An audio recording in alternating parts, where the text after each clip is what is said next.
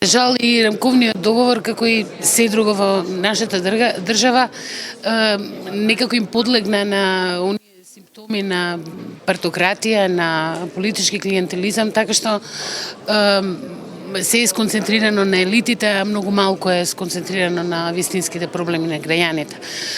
Време е да се погледне на вистина кои беа целите, што сакавме да оствариме и со еден поинаков поглед и малку поладени глави и покрај се она што ги вознемири духовите оваа година, да кажеме каде треба на вистина сега да се одија. А по мене тоа е многу повеќе кон вистинските интереси на граѓаните, кон еден баланс меѓу индивидуалните и колективните права, кон една вистинско продлабочување на меѓуетничките односи во Република Македонија.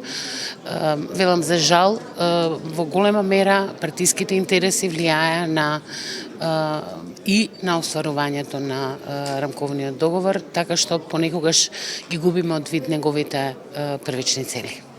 Во светло на сегашната политичка криза секако одново се поставуваат меѓуетничките односи во жижата и секако дека ќе се постави прашањето како понатаму, значи како ќе се остваруваат. Едно од прашањата е стратегијата за интегрирано образование, потоа понатаму како ќе се остварува принципот на правична и соодветна застапеност.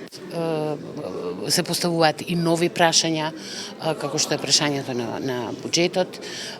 Велам, кон се ова треба со ладни глави да се приде и сепак одговорите да ги бараме врз основа на некои реални оценки, врз основа на истражувања, врз основа на конкретни факти.